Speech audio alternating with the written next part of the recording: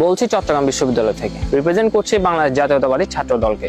আজ আলোচনা করব রাষ্ট্র নির্মাণের 31 দফা নিয়ে। এটি শুধু বাংলাদেশ জাতীয়তাবাদী দলের দফা নয় বা দাবি নয়, এটি সাধারণ জনগণের দাবি। চলুন সংক্ষিপ্তভাবে আমরা জেনে আসি।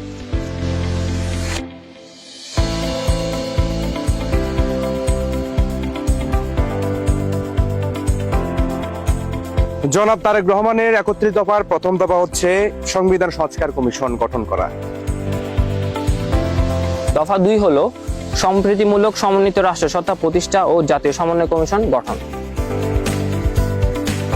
দফা 3 নির্বাচনকালীন দল নিরপেক্ষ তত্ত্বাবধায়ক সরকার ব্যবস্থার পুনঃপ্রবর্তন। দফা 4 রাষ্ট্রীয় ক্ষমতার ভারসাম্য প্রতিষ্ঠা। দফা 5 প্রধানমন্ত্রীর দায়িত্ব পালনের সময়সীমা নির্ধারণ। দফা 6 আইনসভার উচ্চকক্ষের প্রবর্তন। দফা 7 ও 8 হলো সংবিধানের 70তম অনুচ্ছেদ সংশোধন, নির্বাচন কমিশন ও নির্বাচন ব্যবস্থার সংস্কার এবং সংশ্লিষ্ট আইন ও বিধি সংশোধন।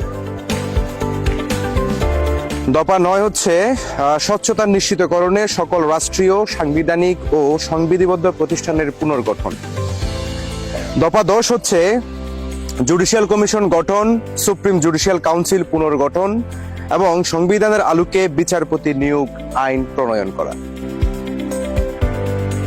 দফা 11 প্রশাসনিক সংস্কার কমিশন গঠন।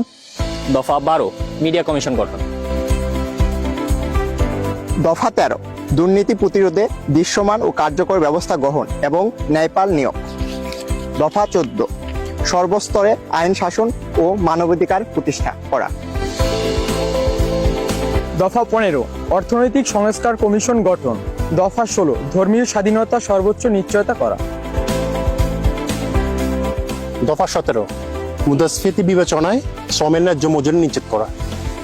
দফা 18 শিল্প, বিদ্যুৎ, খনিজ ও জ্বালানি খাত আধুনিকায়ন এবং সুশাসন প্রতিষ্ঠা। দফা 19 জাতীয় স্বার্থের অগ্রাধিকার নিশ্চিত করে বৈদেশিক সম্পর্ক উন্নয়ন।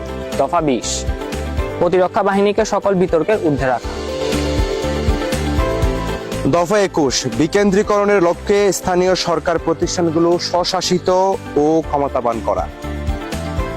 দফা 22 হচ্ছে শহীদ মুক্তিযোদ্ধাদের রাষ্ট্রীয় মর্যাদা ও স্বীকৃতি প্রদান করা। দফা 23 আধুনিক ও উপযোগী যুব উন্নয়ন নীতিমালা প্রণয়ন। দফা 24 নারীর মর্যাদা, সুরক্ষা ও ক্ষমতায়নের যথাযথ পদক্ষেপ গ্রহণ।